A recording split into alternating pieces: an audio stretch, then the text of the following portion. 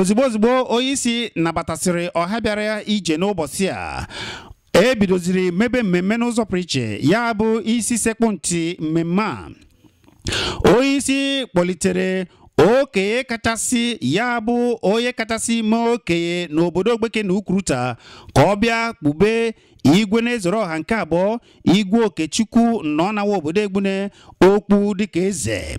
Ngwa lekwanụ ka onye kachasị mee okenye n'obodo Ogbeke na Ukwuruta ji ekpube Igwe Okechukwu nọ na obodo Egbune okpu dịka eze ndị Ogbeke na Ukwuruta. Lekwanụ ka esi ekpube igwe na-ezoro ọha nke abụọ okpu n'ụbọchị a. Ngwa kirenu ya.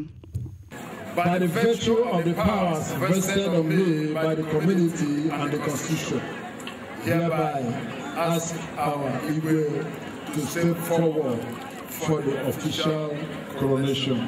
Thank you and God bless.